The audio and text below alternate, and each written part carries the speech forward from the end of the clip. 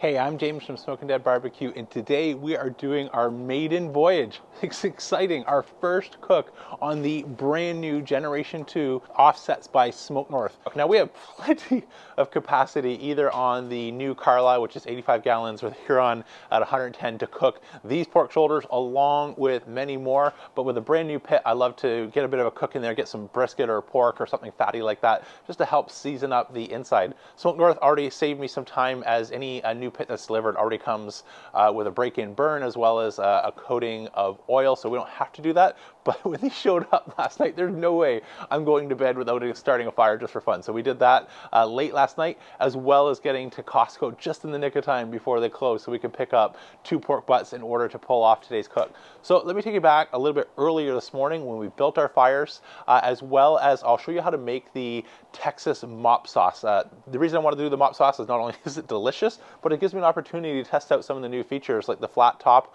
surface on top of the firebox, which has allowed me to keep this simmering all day long. When you rejoin me after that, I'll break down some of the next steps in our cook, and most importantly, we'll get into our taste test on our maiden voyage on Gen 2 Smoke North Carlisle and Huron offset smokers.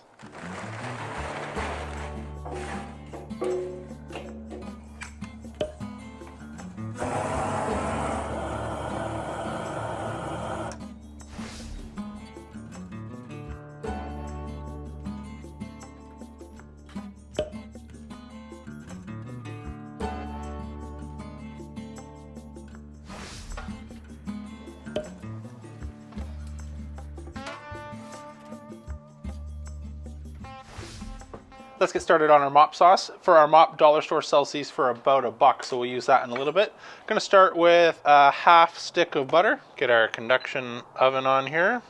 Next, we'll do a quick rough chop on our onion. Okay, next, let's get to work on our garlic, get the skins off. So for the ones where the skin didn't come off that we could throw in, we'll just take the heel of our knife here,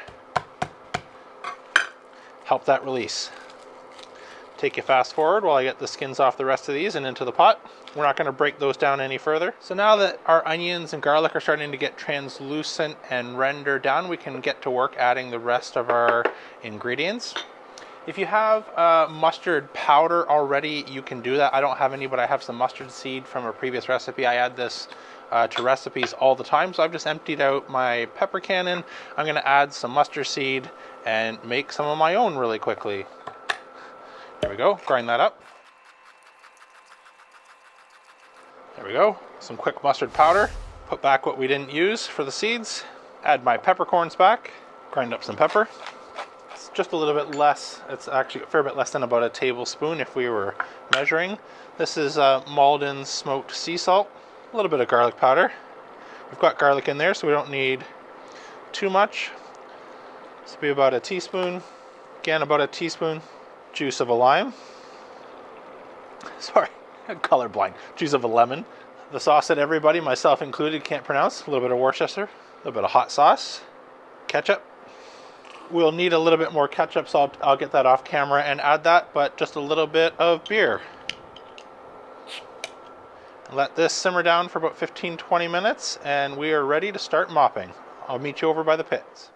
Okay, we are now about 6 hours into our smoke session, and things have been running along really smoothly. I'll do a full breakdown after I get a couple more cooks under the belt, but already I can tell the larger fireboxes have done a couple things that I noticed in my Gen 1 Carlisle that I was wishing for. One, being able to pull that fire further away from drafting into our cook chamber. That has been much easier. I've got a lot more space to work with. I also have a lot more space to preheat splits, and so as soon as I drop them into the cold bed, they're going up immediately with no bad smokes. That's been really enjoyable. They've both been cruising along, but now that they've been cruising along, it's time to wrap them. So I'm going to get some foil out, put a little bit more, the remaining of our mop sauce just in there, wrap that up a little bit tight. And since there's no longer going to be any smoke, I'm going to transfer from my Carlisle to the Huron here and just finish them off so I'm not burning all the remaining wood that I have, keeping 2 smokers going for 2 small, relatively small compared to the space, pork shoulders, and then we'll wait till that's probe tender, and we'll rejoin you a little bit later on for our taste test. Okay, it's a couple hours later, actually 2 hours on the dot since our pulled pork reached nearly probe tender, so I took it back out of the foil, put it on the grill just to help regain some of that bark, and then before we had to leave, instead of putting it in the cooler, since it wasn't quite where I wanted, I just put it back in these foil pans and wrapped them tight, added a couple more splits, and used our offset as our foil towel cooler since there would still be some residual heat. And sure enough, nearly 2 hours later, the coal bed is still rocking, and these are resting and probing still exactly where I would want it. So let's come nice and close. We'll do a quick shred and a taste test. Now, the only thing I am noticing just looking at these two identical foil pans, I didn't mark which one is what. So this isn't going to be so much an experiment again of Carlisle versus Huron. This is a break and burn in each one, but we'll get a little bit of the sample and see how we did. All right, let's get our string off. Okay, let's shred them up. Oh, it's tender. In case you missed that, let's do that again.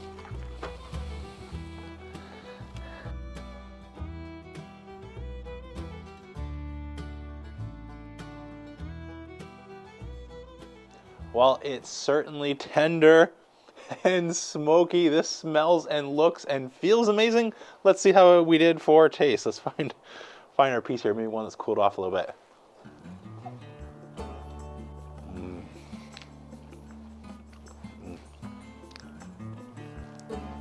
Lights out. So try and break down what we're getting. So first, I forgot to mention earlier, since this is more just about breaking into pits than a full pork video, but I did dry brine these overnight. So you're just getting that rich pork flavor all the way through. The salt overnight really enhances pork flavor. So we're not added any extra sauce or anything here, so you're just getting the pork. Next thing you're getting is that bark, the texture. So you go from really soft to a little bit of, it's almost like broken down potato chips, where they sort of, you get a little crunch and then they melt right away. That's what the bark is doing, where you get a little texture and then it dissolves as soon as your tongue hits it. It's super pleasant. And then there's the super clean smoke. And so it's easy to really over smoke things, but on these offsets, you run a nice clean fire. People always ask, how's the smoke compare? It's like, well, in many ways, it's actually less smoky than some of the absolute smoke bombs you can throw at things if you let a really dirty or inefficient fire take over. But instead of it being like a sprinkling of a seasoning on the outside, it's just like that salt brine. It penetrates all the way through. It's like beginning to the middle to the end. It's full of flavor, and that is amazing. And then I'm getting a little bit of that sort of the warm, a little bit of the heat and the vinegar and the garlic from our mop sauce. It just kind of coming all together. So good. I wish I could share. I'm going to save this for the big game tomorrow, but that's it for today. I hope you really enjoyed this one. Let me know what you'd like to see next when we start to get into some of those tests, including fire management and a whole bunch of other head-to-heads down in the comments below. I'm going to take these in before they start to freeze up in the cold here. I'm James from Smoking Dead Barbecue signing off. And remember, don't be afraid to fire it up. You want some, Bella? Hey. Here you go.